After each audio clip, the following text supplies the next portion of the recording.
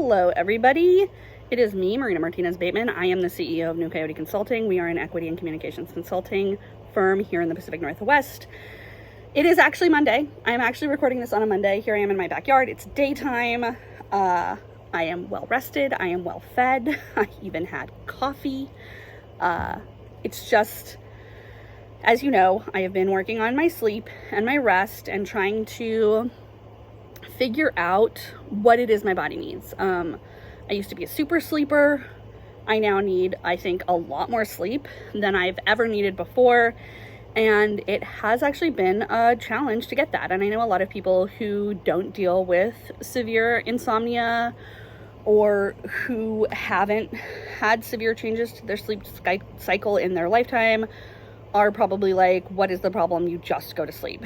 And I would love for that to have been the problem this entire time.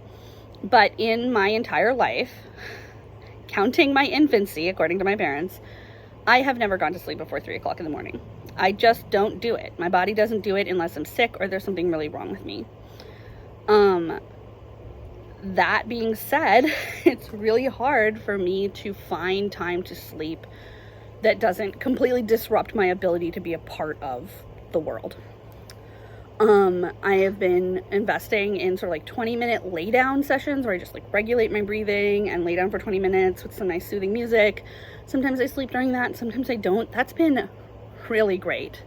And I also have been sort of asking myself, yes, a lot of people over the years, doctors and therapists and people have told me that consistency with sleep is key. And at this point, 38 years in, I don't think consistency was ever my problem. I am very capable of being consistent. It consistently doesn't work. So now I'm asking myself, do I really need to rely on consistency if it hasn't helped me all of these years? I don't know if you can hear me. There's there's like an airplane flying over me right now. But I'm hoping the mic isn't picking it up. But so now I'm trying to sort of be like, okay, well, I talk a lot about context in my work. The context is super important and context matters. So let's look at sleep and context. So now I'm thinking like, okay, if I can sleep until noon on a given day and it's not going to disrupt my life, why don't I do that? Why don't I just make a point to do that, turn off all my alarms that happen before noon, get up at noon. I did that today. I feel amazing. I've done so much with my day, way more than I would have if I had woken up at 10 and tried to sort of like power through with, 2 less hours of sleep than I actually ended up having. So I think that's sort of like my new avenue with working on sleep is making it extremely contextual. And I also am really finding that what I'm sort of seeing, my sort of like investigation into like how my body feels, how it feels to sleep, when I have these inputs versus these inputs, what I'm really finding, which is similar to a lot of other things, and my practice of body-led working is really helping me sort of like contextualize this, that it's really going to depend on how my body feels.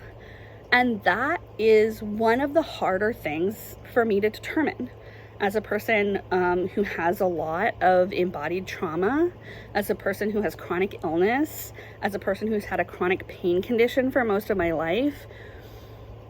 I have actually done a lot of effort. I've done a lot of labor through most of my life, especially my youth, to make sure I don't know what my body feels. And that in itself is creating problems that I'm currently solving.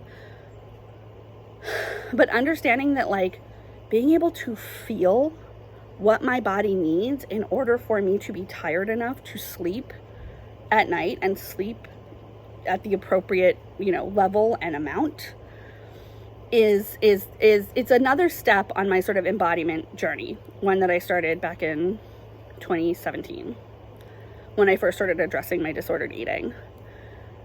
And it's a little scary. Sorry about that. My phone just decided to let a call through while I was recording a video, which it's not supposed to do. But maybe it's time to get a real camera, although I wouldn't be able to post things straight from the phone to YouTube. Anyway, that's a totally other conversation.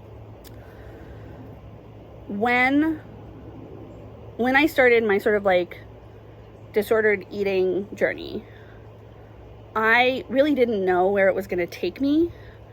And I think if future me were to teleport to the past and say, like, you're going to learn a lot more about how to feel your body, I would have freaked out. I have gone through a lot of processing around being a fat person, being a Latino, being a non-binary person, being a queer person in a heterosexual world, being a disabled person in an abled world, in a world that creates disability constantly by the way it's run.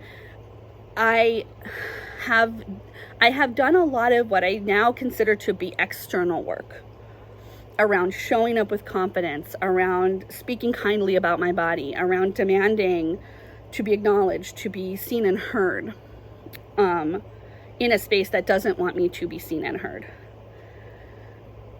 And I also had done that while still maintaining a big wall between what it really feels like to live inside of my body. For many great reasons that were very helpful at the time. And also I have now the resources and the energy and the mindset and the skill set to start taking down that wall and to start really living in my body and to start really understanding that it can tell me more than, hey, this hurts, which is a lot of times some of the only experiences I got from my body was surrounding pain experiences. So I'm continuing to work. I understand that this is not going to be a cosmetic change. Getting sleep is not an issue of merely changing my lighting or changing my nighttime habits or changing my nutrition, although those are all a part of it.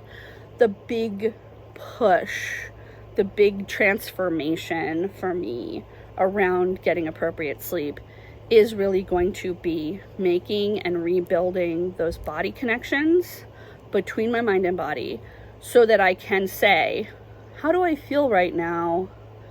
If I went swimming, I would be able to get better sleep. Or if I just sat outside and read a book, I would be able to get better sleep. If I had a little more food. Like, that's a theoretical concept for me at this point, that I really want to get to. I think that there's a way that me and my body can be in such harmony that I can listen and know what it needs.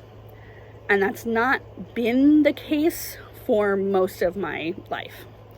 But that's what we're working towards. So it's existential, it's huge, it's amorphous, it's poorly defined.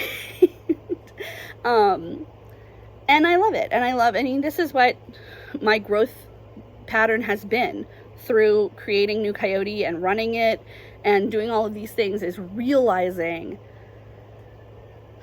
how much I mistook the tool for the principle. I thought that having consistency, which is a good tool and a great strategy to pull out when it's needed and when it will work, but I thought that was the end of it. You just have consistency at the end. But that is not it. Having consistency is a tool, something that I'm really good at using, something I'm really good at practicing, and also there's a larger array of tools that I can use to solve my problems. And the set that I am developing now, that I am working out now, was a set that I think most people get to develop in childhood, and because of how I was raised, that was not available to me.